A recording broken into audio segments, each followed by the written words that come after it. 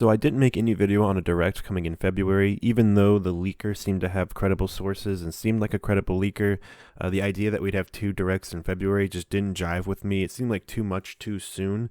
And I mean, I think for, what it also happened is that Nintendo recently took off their Nintendo Direct section on their website. So we're all wondering what that means, but they haven't done any press for this yet. They haven't told any like gaming outlets like what they're going to do. Like, are they going to rebrand? Are they going to not do the Nintendo Direct anymore? Or they just take it off that page for some reason and they're still going to do it? I don't know. It's kind of confusing. I'm going to go ahead and just pretend they're still doing uh, videos similar to Nintendo Directs because they just literally did an Animal Crossing Direct like 2 weeks ago. But it seems like lately, instead of doing a general Direct that could have covered everything that these last few Directs covered, they instead had one separate Pokemon Direct, one separate Smash Direct, and then one separate Animal Crossing Direct. So will we still get a general Direct? And in my opinion, I don't know what Nintendo has to show for everything they have. Like, I don't know what they plan on showing for this whole year. Maybe we'll just wait till E3 before they really show off what they have. But the idea that they would stop doing the Nintendo Directs when they're so successful, so popular, I don't understand. So I don't think they're going to stop doing the Directs. They'll probably still do videos before, especially considering, like I said, they literally just did one for Animal Crossing.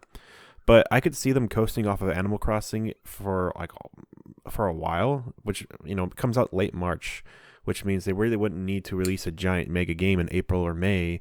Really they could wait, but little games need to come out here and there in between. Pokemon Mystery Dungeon is going to be one of those little games that comes out in between Animal Crossing because it comes out before Animal Crossing. So besides that, though, I don't know what else they have really to show because it's been a while and they might be saving some of their bigger stuff like Metroid Prime 4 and Bayonetta 3 and No More Heroes 3. That stuff might be, saved till E3 because I don't think any of them have release dates. And we haven't even seen barely anything for Metroid Prime 4 or Bayonetta 3. We don't even know like what the game's going to look like yet. So I could see them saving that stuff for E3. And then, of course, they always have like a new game they've never announced before. So as far as what we're going to get for, a direct now, I have no idea if they would even do one. But here's what I want to say. It is coming to that time where we're going to be getting a new Smash character announced. Now, I don't think we're going to get a new Smash character this month. Okay, that's ridiculous. Now, I know what you're saying. Okay, but Byleth came out late January, and Smash characters always come out after like once every other month, meaning February was our off month, and then March would be when the new character comes out. Now, I don't think we're going to get a new character in March because Season Pass 1 ended, and now we're on Season Pass 2, or I should call it Fighter Pass 2, but it's like the Season 2, right?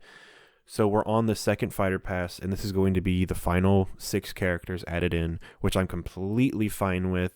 12 DLC characters, 10 of which, well, so far, 4 of 6 have been third-party reps. Like, I'm completely fine with that. Like, the fact we're getting this many third-party characters in Smash, I mean, in Brawl, we were like, okay, 2. And then when Smash 4 came out, it was like, okay, 2 more, but we lost Snake. And it's like, okay, that's cool. We have like 3 third-party characters in this game. That's really dope. And then we got Ryu and Cloud. It was like, oh, and Bayonetta. And it was like, oh, wow, we're getting more and more. And then now it's like off the charts. We have Simon, and now we have, then we started getting the DLC for Joker, Hero, Banjo, Terry. I mean, we have a shit ton of third parties.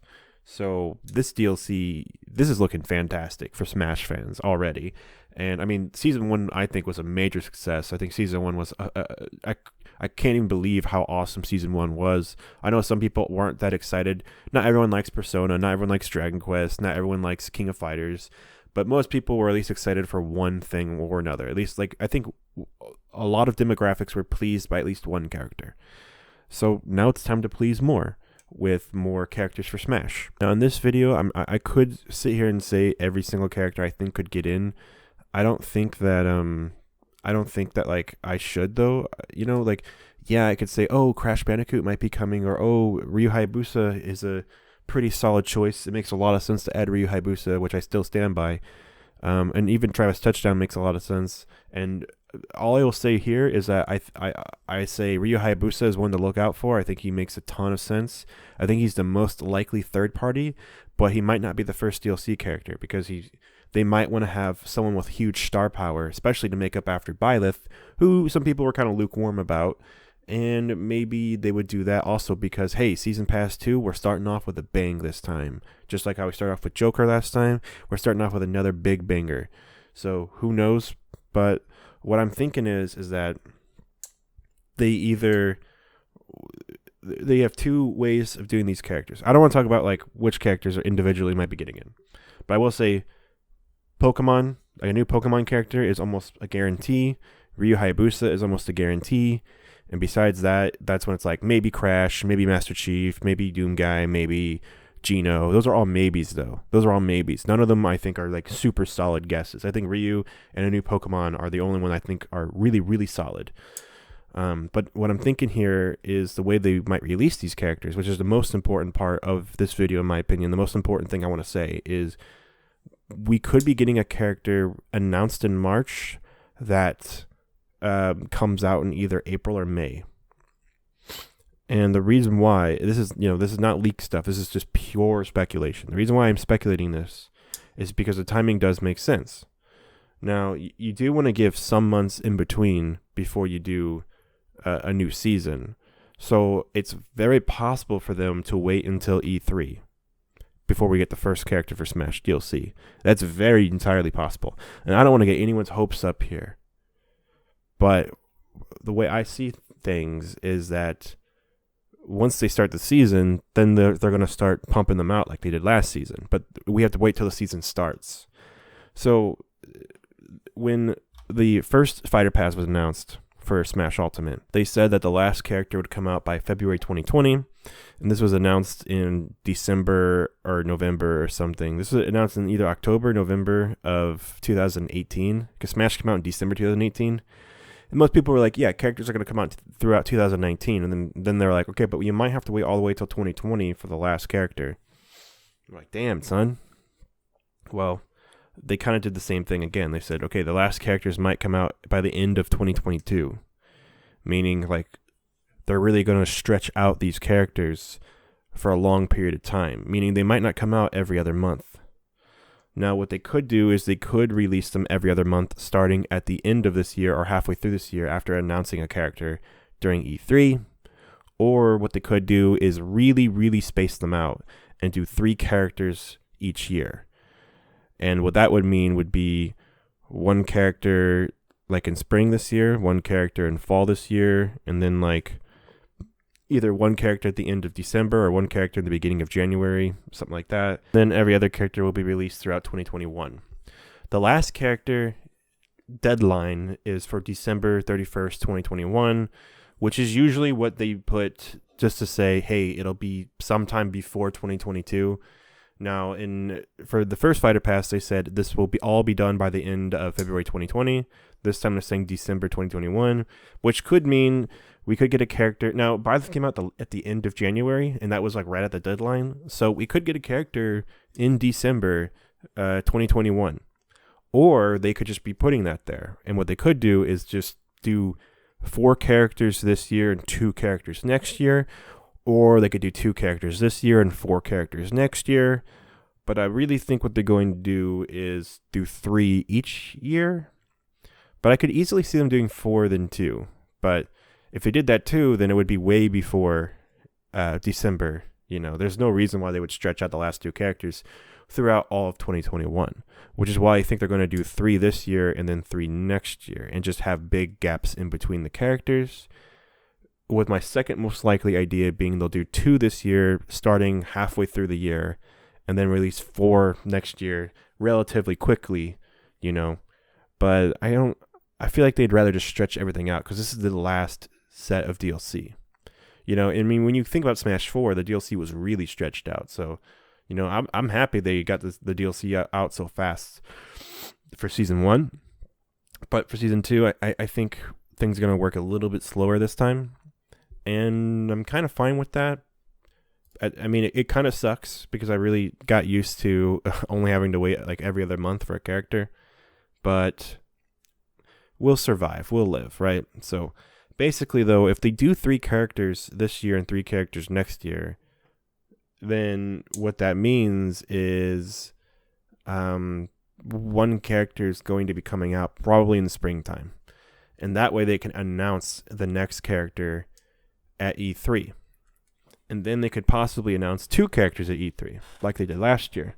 Now, I don't necessarily think they're going to announce 2 characters at E3 unless one of them is a fucking mega big bombshell. If Master Chief drops, that would be a mega big bombshell. But there's a lot of other characters who I don't exactly know. Like, I don't think Crash Bandicoot dropping at E3 would be I don't think it would get nearly the response that Banjo got. I think Nintendo realized what they were doing when they released Banjo, and I think it's the reason why they showed him off at E3. So, we'll see, but maybe if they release Geno being released during E3 might be a really good idea, but I think Geno's a huge maybe. And yeah, so when do I think, I think 3 characters this year, 3 characters next year is the most likely, but we won't know for sure until the next character is revealed and we know when he comes out. When he comes out, that's when we'll be able to make stronger predictions. So this prediction is more of a shot in the dark because I'm trying to guess what Sakurai would likely do. And there's not much to go off of because, you really want to judge something based off of an ongoing project, not based off previous work. But, this is all I have to work with, so this is what I'm basing my judgment on. But I do think that it makes a lot of sense for them to do 3 this year, 3 next year. As far as what they'll actually do, we'll just have to see. But, and as far as the characters, I have no idea, man. I'll even if they announce 2 characters at E3 and we know 3 characters out of the 3, I still will be I have no idea who the last 3 are going to be. There's no way to tell. Smash DLC is getting ridiculous. So I think Ryu Hayabusa makes a lot of sense. And I think that Pokemon is going to definitely happen, especially after Byleth happening. And then after that, there's just a bunch of characters who are likely candidates who would fit and do well. But I mean, who they'll put in, I have no idea. The fact that Terry got in before so many others is still kind of blowing my mind. So I have no idea. But anyway, I'm going to end this video so it's kind of short. It doesn't need to be long because it's kind of more of a theory on the release schedule more than anything else. So I'm going to end it here, and I'll see you guys on the next one.